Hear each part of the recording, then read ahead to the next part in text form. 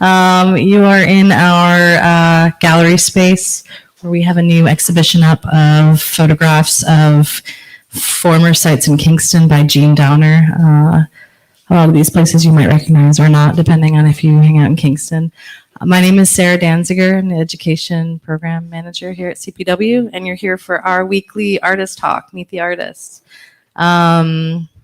If you're not familiar with us, we are a photo nonprofit. We have residencies. We have digital lab.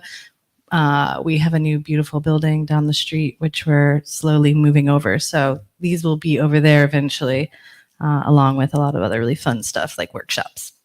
We're really excited tonight to have Marcus Xavier Chormicle here tonight.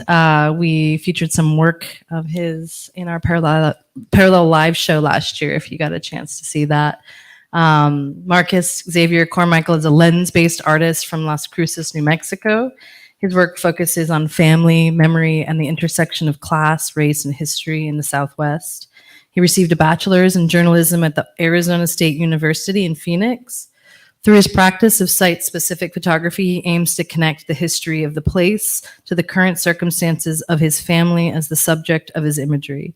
His two major works are Still Playing with Fire, a multi-generational reflection on the violence of southern New Mexico and its impact on the living people of today, and Say Uncle, a celebration of heritage where he follows his uncles through the canyons of their ancestral homeland on the Agua Caliente Indian Reservation. He recently closed the Christian Anthony Vallejo Memorial Gallery in Las Cruces, New Mexico, an art space dedicated to his late little cousin who passed away of a drug overdose in 2020. During the 2-year run at the gallery, he held 15 exhibitions of primarily Indigenous and Latinx artists with the express goal of connecting the artist's work to the day-to-day life of the average Cruceño through artistic reflections on generational cycles, issues of migration, spirituality, and Indigenous ways of expressing place. In October 2023, actually just last month, he was in residence at Lightwork up in Syracuse. And so we're very excited that he made it down here on his way back. Thank you. Can we give a warm welcome to Marcus?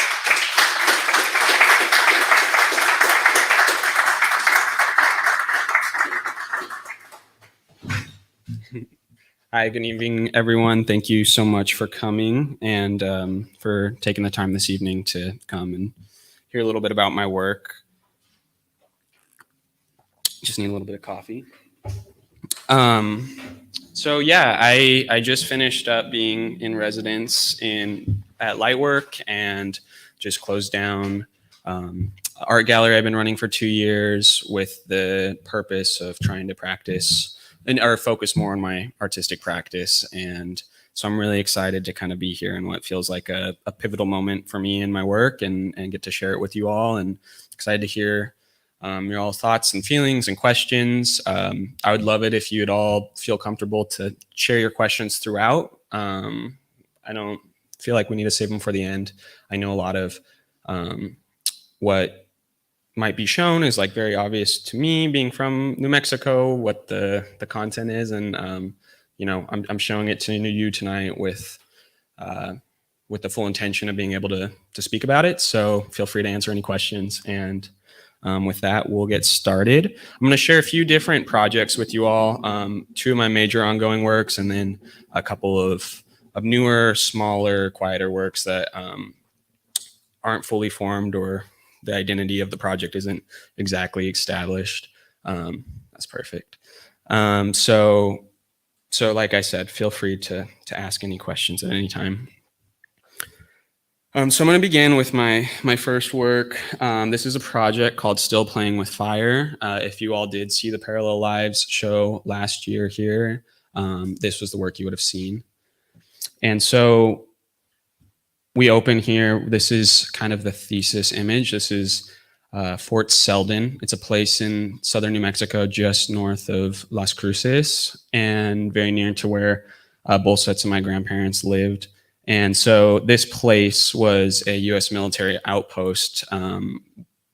Basically, it was there to fight off Apaches and protect American settlement. And the place is now being supported and preserved as a monument.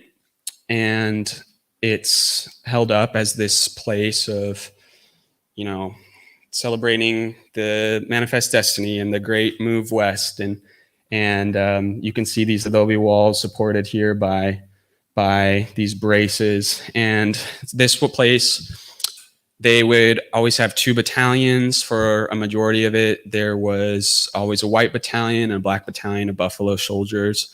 And so they were there to kill Apache, and they were also supported by Mexican agriculturalists. So this photo to me really represents this place where all the people that make up this community in southern New Mexico kind of came together for the purposes of war and occupation, and they were on different sides of it at different points. And so that complicated nuance of it and the physical beauty of the landscape around it, is kind of at the heart of what I want to talk about.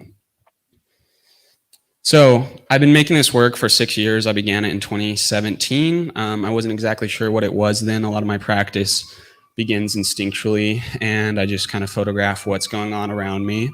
I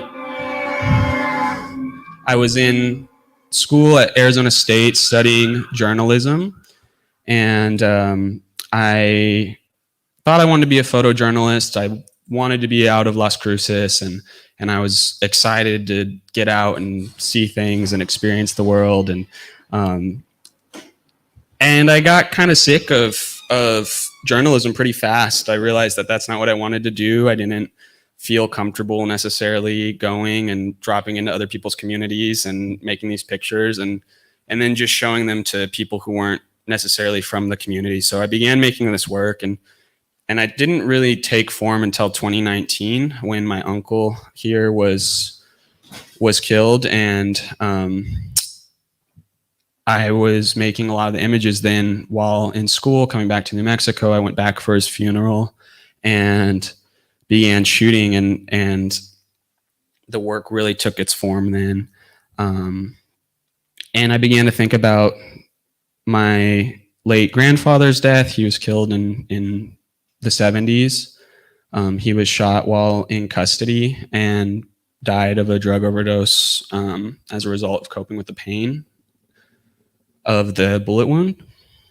And then in 2020, exactly 1 year to the day after my uncle was killed, my little cousin Christian passed away of a drug overdose. And so I began to kind of see these works that I was making, documenting these monuments and these people in my family in connection to this violent history of New Mexico. And once you were looking at it, I couldn't shake the connection. And so I began photographing at my family funeral and around Las Cruces and all photos of my family, just with the intention of being able to kind of make something and show something that felt real, that felt personal, that felt like it was, not. It was looking inward rather than looking outward, and so that became this really exciting thing, and using that as a way of then talking about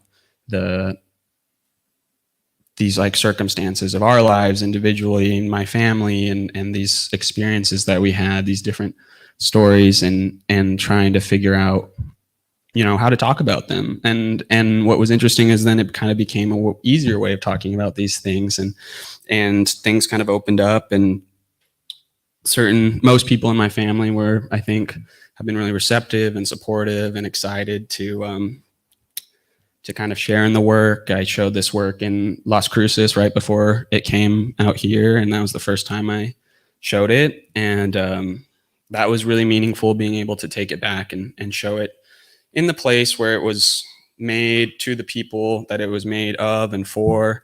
And I think that has become a big part of my practice as well, just kind of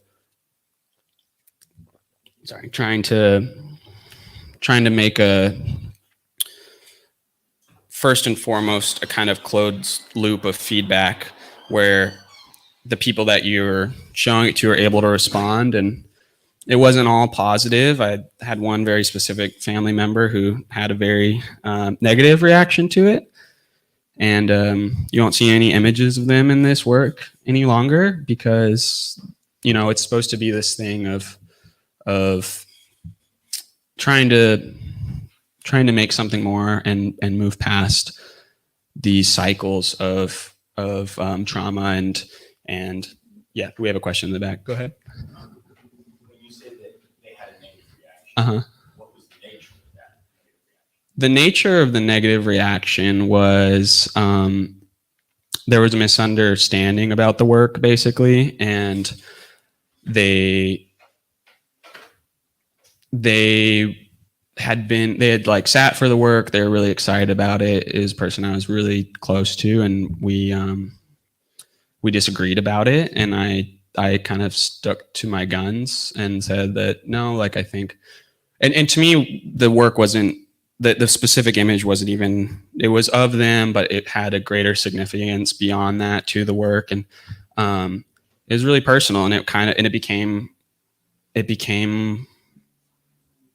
more of a personal, and I guess that's like the issue with making work about your family is like there's like all this personal depth to it, and so I decided to show it anyways and keep the photo up, and it turned into a lot of angry phone calls and threats to show up to where I was working at the time, and so the photo came down, and the photo hasn't gone up again, and yeah, I mean that was really frustrating and kind of complicated, and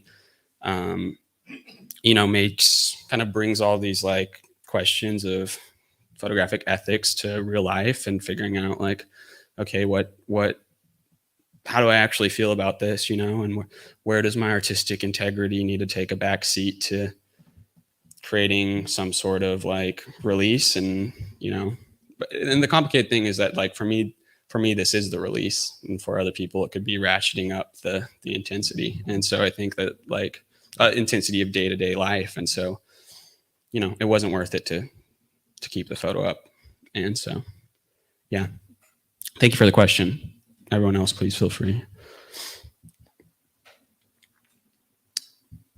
So yeah, and a big part of the work for me has also been putting these people, and so with talking about that last thing, wanting to honor them and not make this another negative thing in our lives. And so you know I've been really, you know, interested in this idea, this possibility of taking people who have lived their lives without ever realizing, you know, the historical context, and certain people in my family have and are aware of that, but then also being able to insert yourself and your family into this kind of historical canon of the Southwest, this thing that everyone has some sort of idea of and some sort of imagination about, and take it and then basically assert it into the canon of the Southwest,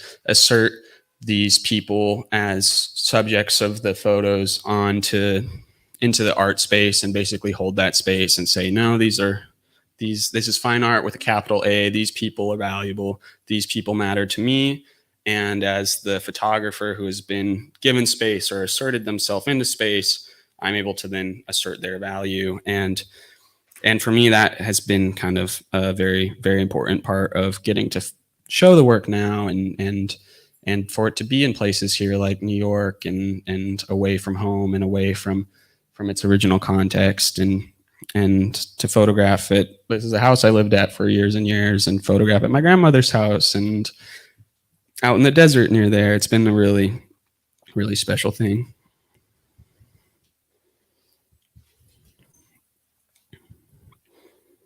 And I can get into details about any of these photographs, but basically this process in the beginning was just a lot of walking and driving in my car to a different part of town, pulling over and getting out and photographing, which was really, really a special thing. And then it became visits with family and going over and sharing the quiet moments. John? Yeah, absolutely. Yeah, this is actually at my uncle's house. I went over and spent the day with him, and he was just showing me his compound bow.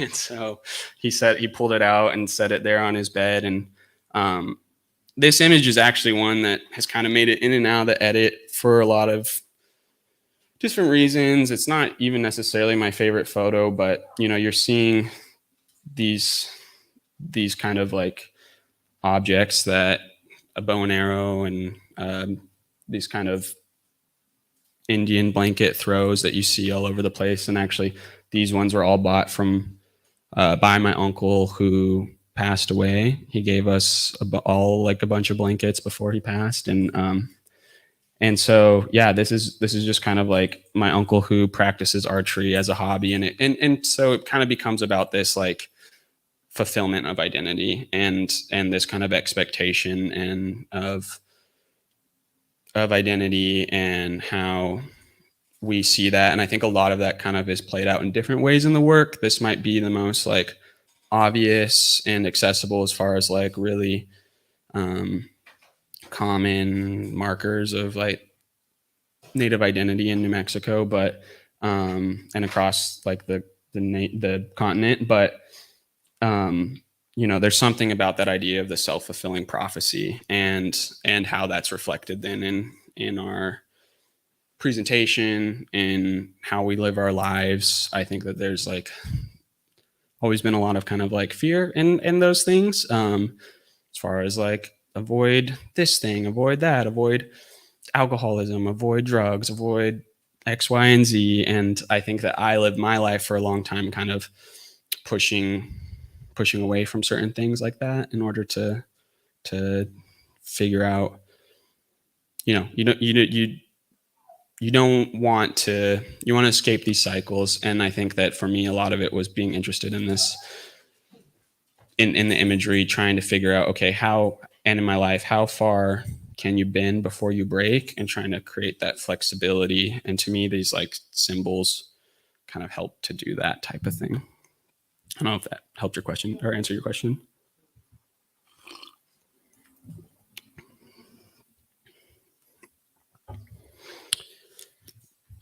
So I'm gonna click through these. What you're seeing here is what I was working on at Lightwork, and this is pretty much the entirety of the current edit that I wanted to share with you all. I have a lot of photos to show just because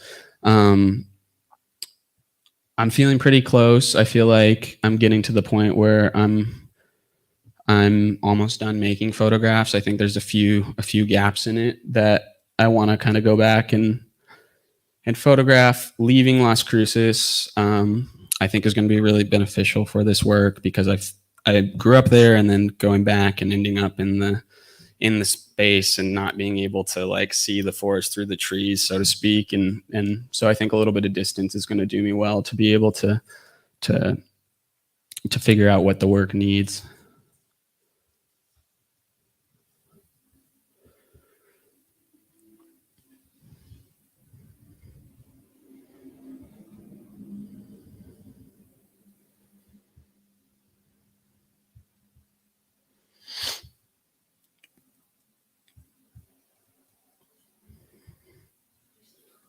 Yeah, I'm sorry. Yeah. Go back to that one and then. Can I ask about your approach to sequence? Mm-hmm.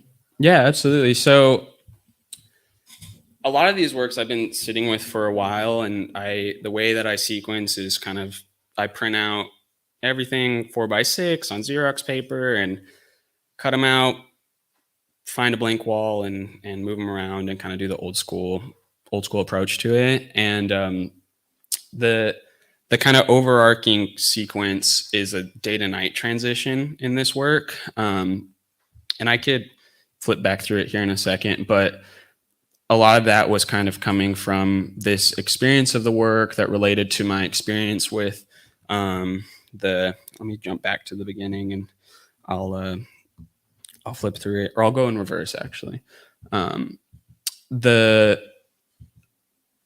There was always this kind of anticipation of night, where in the evening, like a stillness would set in, and you'd be waiting for the ball to drop in a lot of ways. And And I think that kind of like fear of this like impending event, these moments, and I wanted to create this narrative kind of where you're seeing everyone kind of brace themselves, or this feeling of preparation for what was going to come. And so I like that kind of, let me just get back a little bit more, and then we'll go through in order one more time.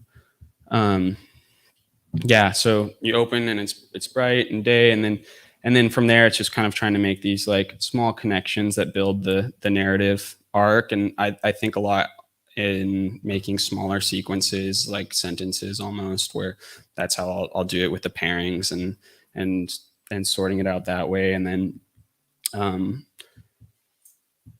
also wanting to make books out of this. That's like the goal for this work. It's always been intended to be a book. And so what I did was like took the sequence on the wall and printed it then again in kind of like the size I thought I would want to, working back and forth with a digital PDF, and then creating bulking dummies. So I'd take sketchbooks and print out the photos to the approximate size that I was hoping that they would be in.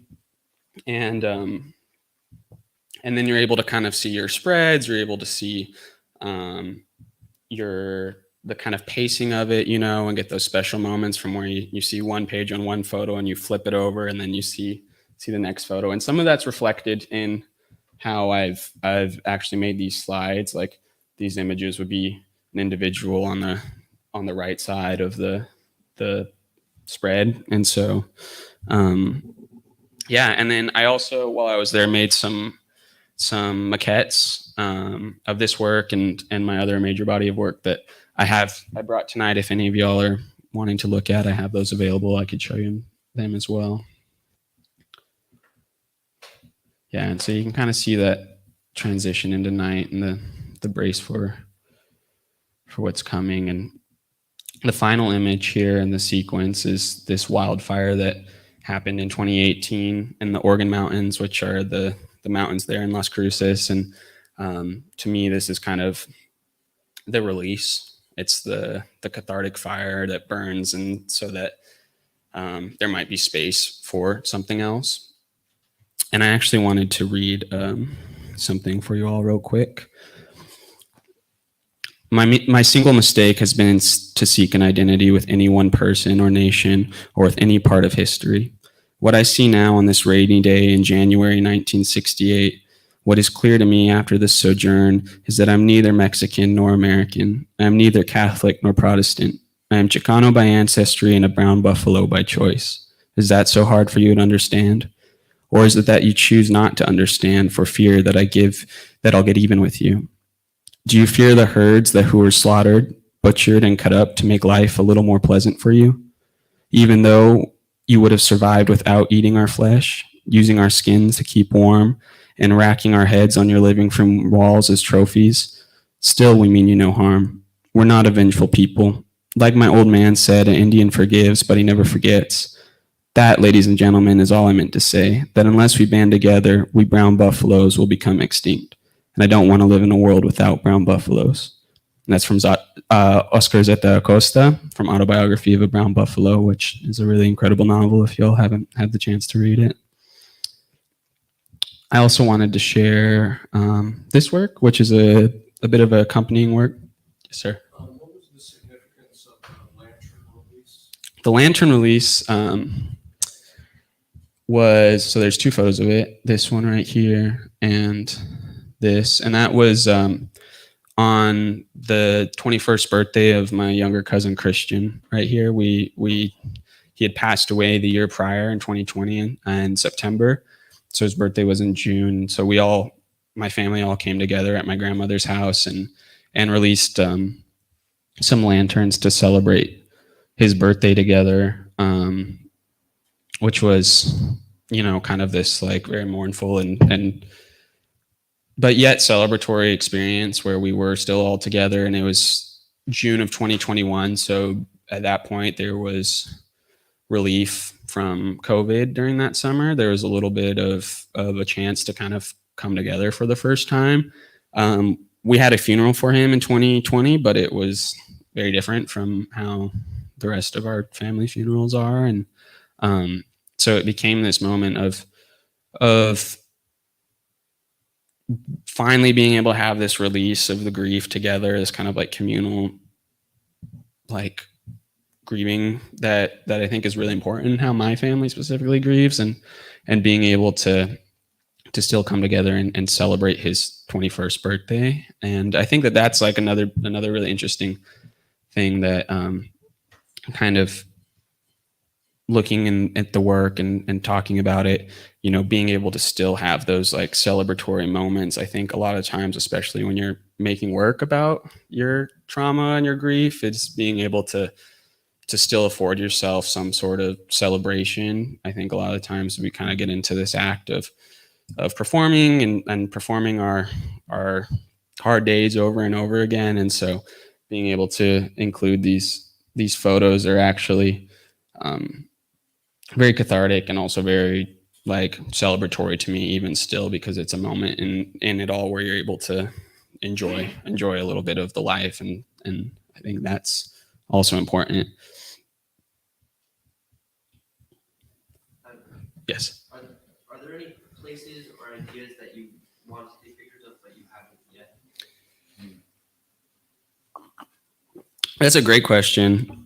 As far as in Las Cruces goes, you know, I've made a lot of photographs there that I'm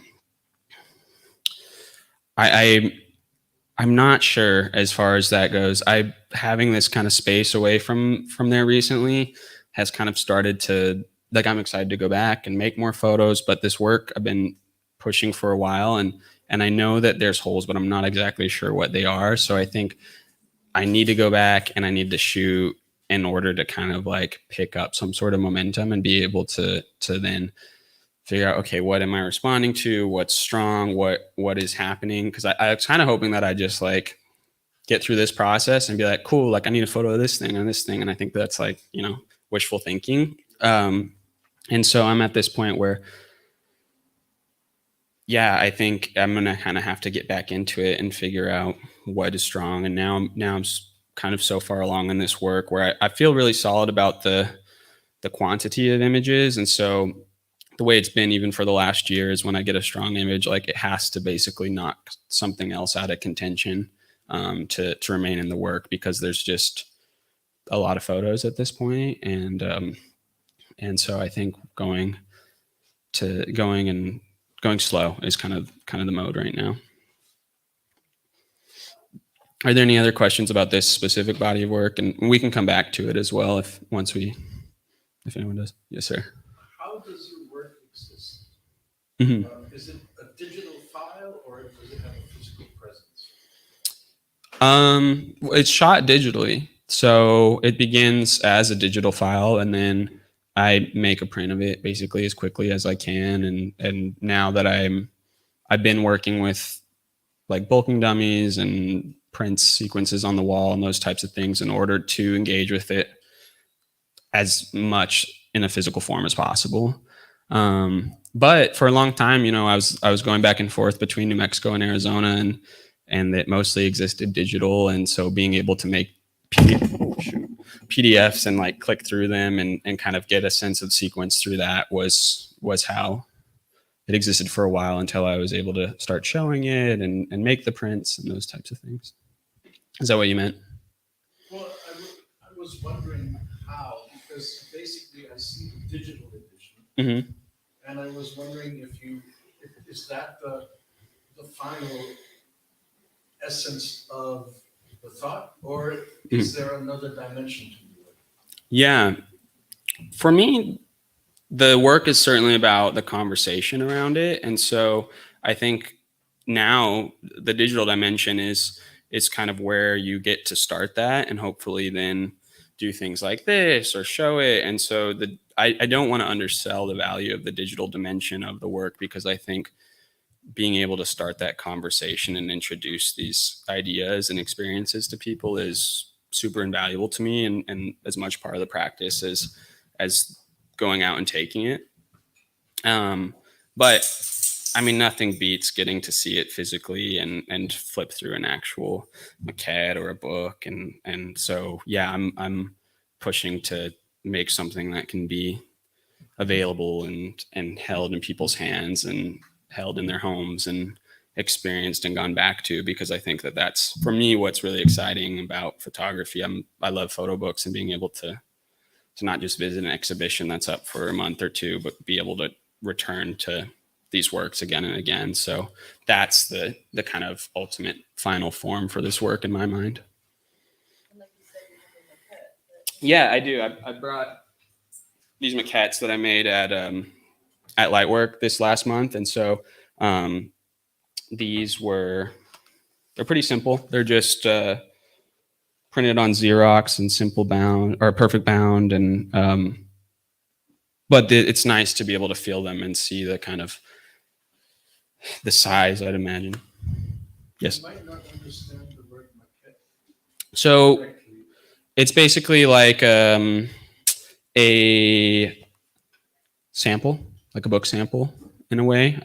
It's a imperfect version of the work. It's a book that is 90% there of how, as far as the size goes and those types of things, but it's not printed on the ideal paper. It's not printed with the ideal cover and those types of things. There you go. Yeah. In a sense. Yeah. Maquette. Yeah. It comes from the French, and it is, in French, it's used as for model. Mm-hmm. Yeah, it makes sense. Yeah, that's definitely. Model in the sense of an architectural model. Like, Yeah. I mean, it's basically that. It's a example of what it could be, I think. You may have said earlier, but is there a working title? Yeah, I've been calling it Still Playing with Fire, to kind of create this like sense of these things happening again and again. And so that's the working title. I like it, but I feel like everything is still negotiable, still trying to figure it out and spend time with it. And it might be that when I think it's a very incendiary title. yeah, there you go. I agree. And very cool, Mm-hmm. I hope so. So this work right here, this is kind of a companion to the previous project I just showed you. These photos were taken of my uncle in June of 2021, just a couple of months before he passed. I took these photos in the summer visiting with him at my grandmother's house, where there's a swimming pool that we've grown up around. That's a really special space for us. And I took all these photos, and it's about a minute maybe of making images. And I sat on them for a while. I didn't really think anything of them. Some were better than others. And I certainly didn't think that I'd be interested in them as a whole. But a few months after he passed away, I was looking at them and revisiting them, and felt that there was something special in this kind of the rhythm of them, and how he, is submerged only to reemerge, and the intensity of his gaze, and also the intensity of kind of the transformation underneath the water, and the physical pressure of being at the bottom of the pool, and the physical pressure of being a person in the Southwest, being a Native person, and being kind of forced to swim your way back up to the top. There's having something kind of baptismal about it that is there.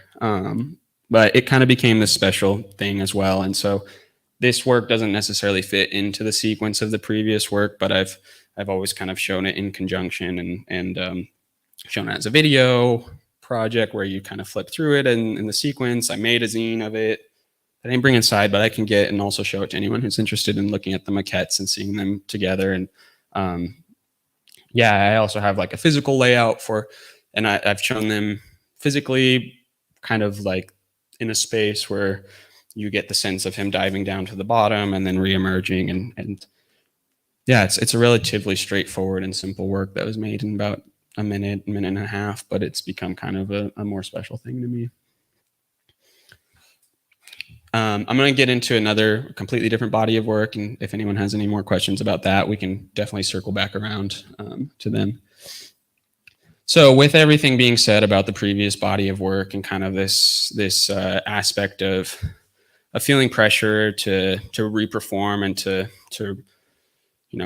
get back into these things again and again, I was kind of looking for a work that felt lighter, easier, happier, and was like a true celebration. I made those works of the lanterns right before I made this work, and I returned to visit my family in Palm Springs, California, where my family's from, part of the tribe Agua Caliente Cahuilla.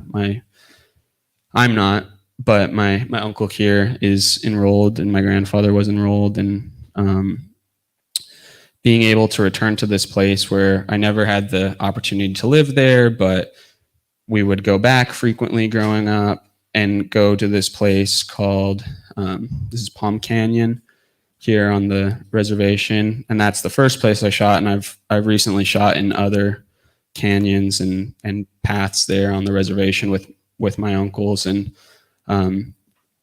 it wasn't much more than just following them in this place, and it became about stepping in the same place where my family had been walking for eternity, and being able to just be and observe and spend time and care and enjoy being with my family and enjoy being who we are. And so it became kind of this response to this like previous work that I felt kind of had become my vehicle for making work, but also vehicle for being kept in this place. And so this work is still young. I think a lot of it, the power will come when it's exhibited. I think that I haven't shown it in a gallery setting. I've shared it in kind of ways like this with individuals or in a group like this where it's a little bit more intimate, but I think going and showing it there and returning with the work to show it where it belongs is kind of the first step, and being able to then let it live outside will be also great.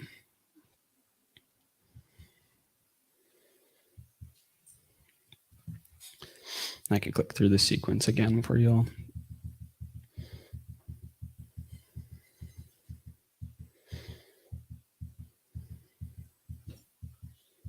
Mm-hmm.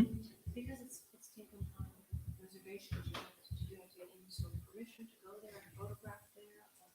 I mean, I'm with my uncle, so he gets the trails will cost if you're not tribal. He just shows his tribal card, and we're able to drive on. And these are publicly accessible trails that the tribe invites people to go and visit.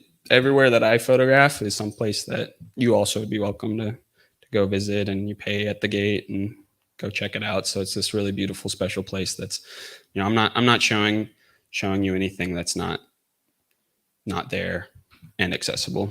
Yeah. Is it protected land? It's reservation land. Yeah. Are these depicts Mhm. how you would show them? Yeah, I think so. The work just kind of like evolved really quickly into that. When I started looking at the photos, I was really interested in them as diptychs. And some of them are pretty tight, and some of them I think there's room to switch them around and mix and match at this point. But yeah, the work has kind of always lived as diptychs, and so I've been working with them as 2 pages in a spread basically, and it's very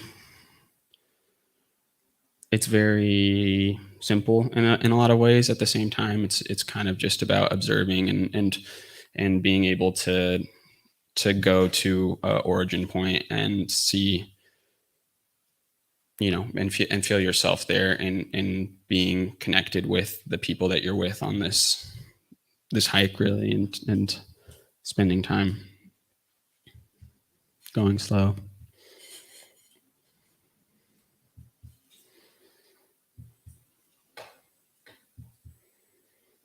Some of them like almost become one photo. Mhm. I can't. I mean, because you're going quick, but There are some that are. There's three that are one photo. go back. Hmm. One more. Like this one. Yeah, I don't know if it's happening. yeah, and Well, they're 2 different photos, but I also like am connecting them. yeah, and this work was interesting because this is still digital work, but part of that was the decision to show some of them in black and white as a way of kind of breaking that, and I think I'm interested in this work existing like very obviously as photograph, and not as a portal into a space, but more as like, I want you to engage with this as an image more than the opportunity to kind of like look through a window. And so for me, that's why I've decided to bring some of them into black and white and leave some in color, is so that you're kind of engaging with the composition and the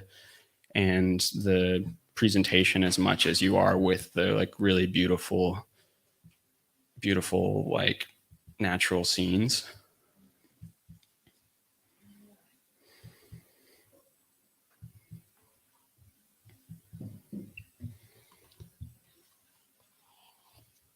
So I'm moving back to Palm Springs to get to live there for the first time in my life, and progress this work a bit more and spend time with my uncle as well.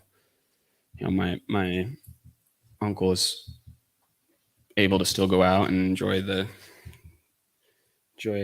walking around as much as he can.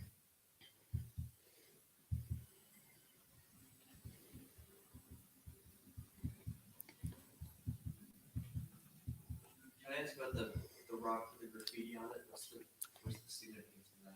Yeah, so it is just graffiti. I don't know who did it, but there's a couple of moments of wanting to show human interaction. Some of it that is done by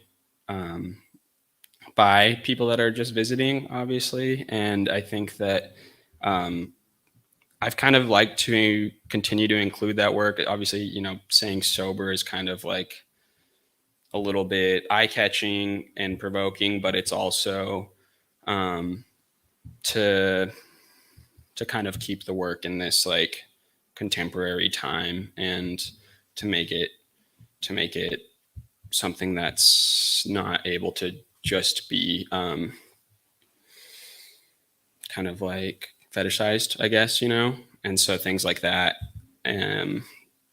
things like, I think that that's kind of an important part of the work as well. And so I've kept that photo in, and I'm not wanting to photograph like if there's a piece of trash on the ground, but something like that where it's someone going in and in a negative way altering the landscape. I thought kind of spoke to this return, this like continual return with my family again and again, and going back to these places and listening to them talk about their experiences being there with their family and older generations, and this place where they've gone to their entire lives, and I'll continue to go for my entire life, is like, there's a level of encroachment on that as well that I think is interesting. And so like showing the plane and the jet trails and those types of things, it's to not let this just be something that's isolated, and keep it contextualized as, because I'm not going into town and photographing. I could make definitely plenty of images that would be pretty like catch you off guard of like how crazy Palm Springs is as a city in contrast with this. But I think that these kind of like simpler, quiet moments are a little bit more effective for that. Cool. And I have one last small body of work that I wanted to share with you all. This work I began making in September of later in the year, actually, of 2022, last year. These photographs were taken on a small mountain called Tortuga outside of Las Cruces. It's commonly known as a mountain there. The land is owned by the Mexico State University, but it's a site of pilgrimage and also a site of recreation, and it's covered in ocotillo, which is a desert plant that is pretty striking. And it's indigenous across all the deserts here in the United States, and it goes into northern Mexico. And it's it's a bush technically, and it's covered in thorns, and it flowers every year, these really bright orange, beautiful flowers. And it became really significant to me growing up. My grandfather, my step-grandfather, he was married to my grandma. He was the best friend of my biological grandfather, who was the one that was killed in the 70s. And he helped take care of my grandma and my dad and my uncle, raised them as his sons. And him and my grandma ended up falling in love. And he was the most incredible and special person to everyone in our family. He was a saint and a generous, loving person. And he had this story about the ocotillo, where when he was young, he also grew up in Palm Springs, but he was not tribal. He went hang gliding, and he was flying into a canyon and didn't have enough momentum to pull up out of the canyon, and had two options. One was crash into the canyon full speed, probably break his neck and fall down and likely die, or crash into an enormous ocotillo. And so he chose the latter, and he lived the tail to tail, and he was mangled. And so he'd tell this story as kind of like a funny story growing up. And he passed away in 2015 of cancer. And he kind of took with him like a lot of our family's emotional stability for a little while. And we were all just really hurting. And what I came to realize through this passing, though, is kind of the significance of memory as spirit. And every time that after someone is gone, their spirit can be kind of like manifested through the triggering of memory. And we do that in a lot of different ways, through photographs and memorials and tombstones. And in my mind, that's becomes their living spirit. And the ocotillo did that for me with him. And what was special about it was that it was a living plant that was indigenous across all these deserts that my family has originated from and lived across generationally. And so it became this really beautiful, special plant. And last year, my grandmother also passed away. And so I began going at sunrise to this place, to this mountain, and climbing up, leaving before the sun came up, and watching the sunrise and seeing all these ocotillo and reflecting on her spirit and my grandfather's and the memory of them and the rest of our family. And it's become kind of this extra special thing to us. And so I made this work over several months of going, and it was more about process and just kind of having photography, which has been my escape and my practice, and going slow and shooting 35 millimeter black and white, and going back to something that I had kind of eliminated from my practice out of necessity, but having now the opportunity to move slower and the need to move slower, it became this kind of special work that I'm still developing. But this is the work that I have brought with me in the form of a zine that I made in Lightwork. And so they're available in the back to if you're interested. But this work is something that I'll continue to make every time I return home to Las Cruces, and just kind of use it as a form of, spiritual medicine in order to reflect on and feel connected to them and see them again in this plant, in this living memorial.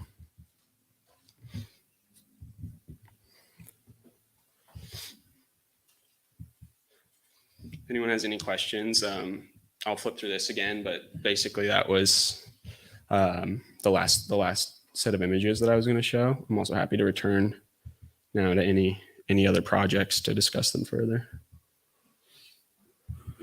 I have a question. Mhm.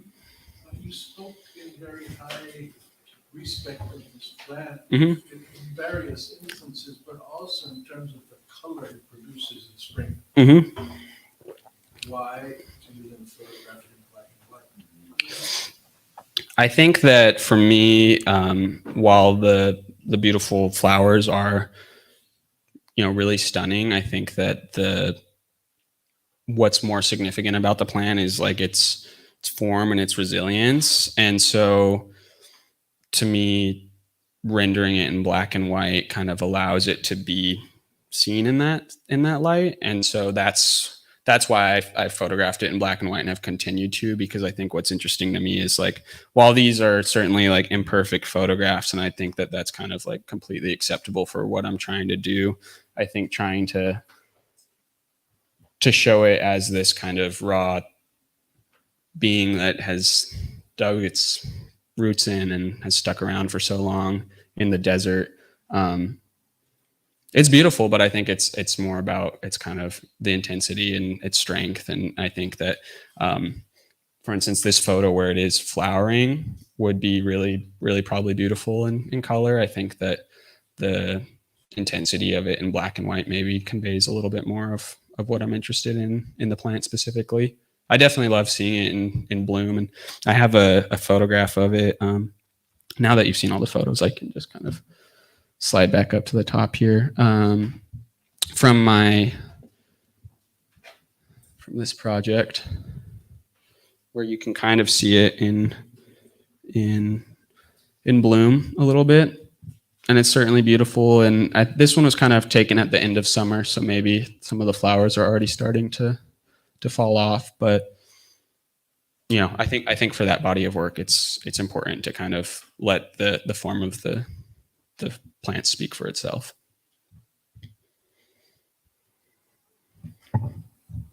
Yeah, there's one more of this actually as well. And here it is again. This one actually is in the desert next to my grandmother's house. And so this was kind of the one that when my grandfather passed away, I was beginning to kind of have this relationship with as a stand-in for him after he passed.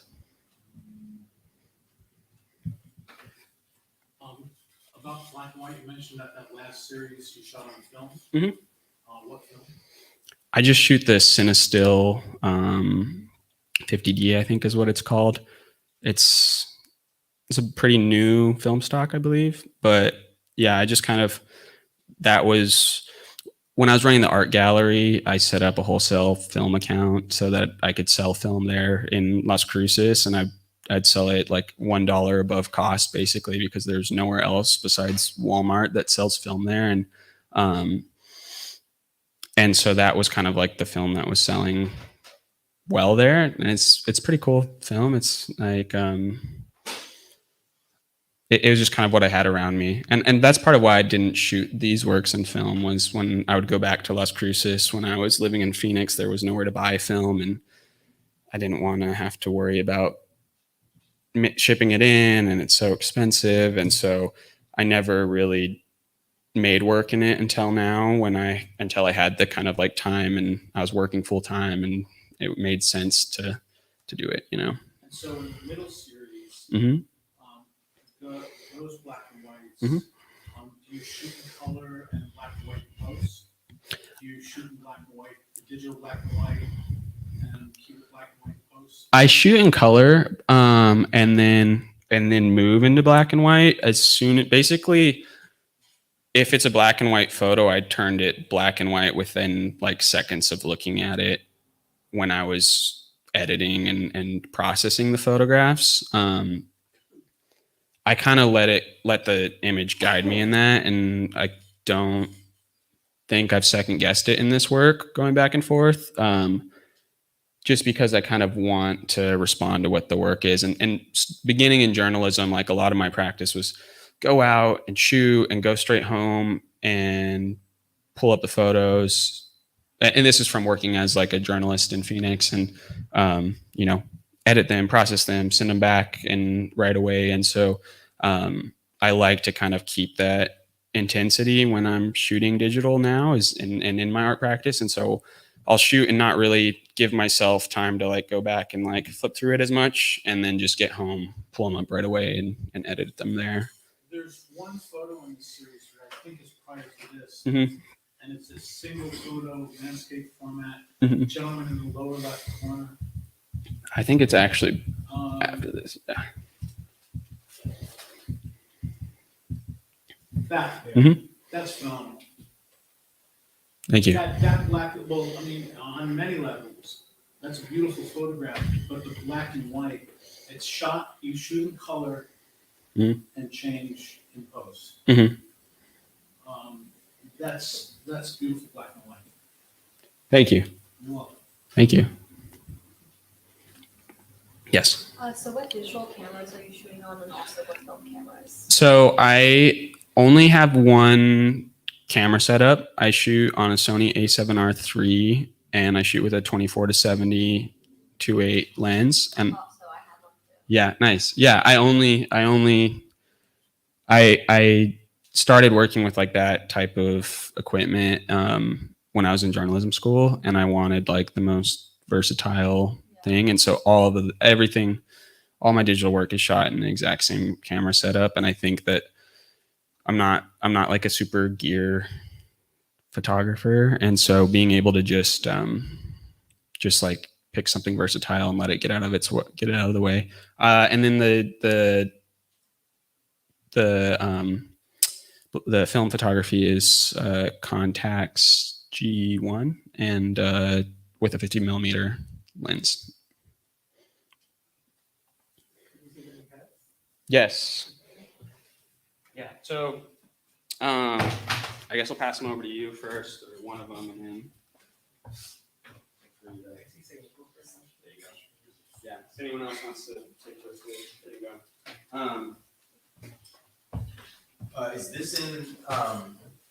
Is this like somewhere off the Rio Grande? Where This is Palm Springs, Oh, California. that's in Palm Springs. Mhm. It's not near. No. Yeah. Yeah, and my work in is basically like the work. I haven't made a lot of work outside of those two places, and I think a lot of my process is just about being in places that are personally significant. And so, although now I'm kind of starting to think about making works that go outside the bounds of family in these specific places. Is that shot HDR? No, this is shot. This is That's just. a single, that's a Mhm. single. Yeah. Are you talking about Sony has like an image stitching thing? Is that what you're talking about? Where it can. It's high definition resolution. It's a setting on a camera. Yeah. Where it'll read a bracket of 3 or 5 or 7 and combine it into one. Yeah. You get highlights, you get shadow definition. Yeah. You get all of it. Yeah. That looks it. But that's just one. This is just one. Yeah. That's what I thought you were talking about. But I mean, because I'm literally in this work just following my uncles up the trails. And so there's not really, I'm not taking a tripod and not asking them to pose. I'm just following them and making the work as it's all happening.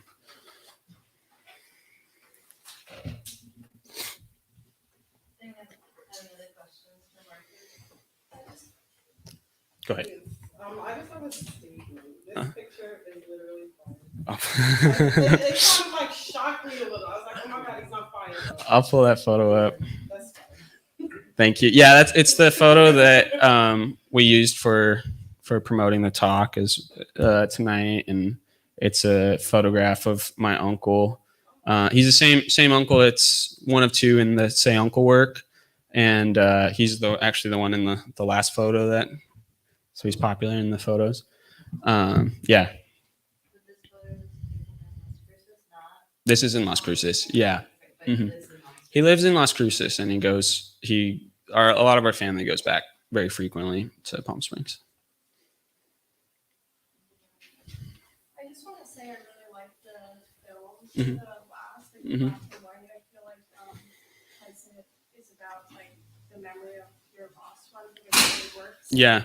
I really like the way you kept the dust in and like the effects that Yeah. it still has. Yeah. Because it has like a vernacular, like kind of like family photo. Yeah. That kind of aesthetic that makes Absolutely. it even more of like a grieving object, like Yeah. in a really beautiful way. So I really like that choice. Thank you. I appreciate that. And I'm interested in letting like that kind of like, yeah, that I've chosen specifically not to use film for a lot of work, because I want that photographic medium to be appropriate for the work. And I think that for the other bodies of work, it's really important that it's contemporary to me, that I'm shooting on the most like modern technology that I have available to me at that point in time. And so, yeah. And then with this other work where I'm specifically like trying to take a step back and shoot in a different way and make slower work, it was important to have that tool for that.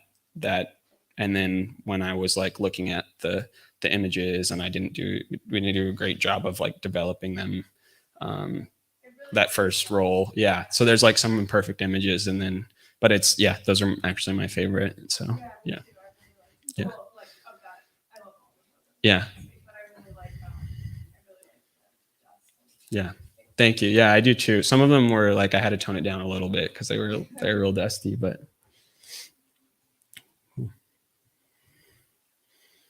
Well, thank you all very much for coming. Thank you, CPW.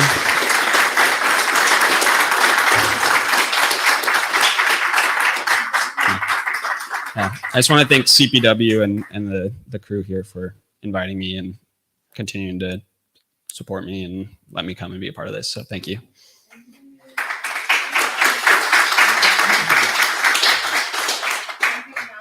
As you said, there are books for sale, zines for sale. We also have an exhibition up right now, Lost Kingston. Jean and the curator, Seem Blows, will be doing a special Saturday talk. So if you want to come back in 2 days, we'll be here again, hearing from them. So please. And then What time? yeah, on Saturday, the 4th. And we will not be doing one this Thursday because of that. So anyway, thank you for everyone for coming.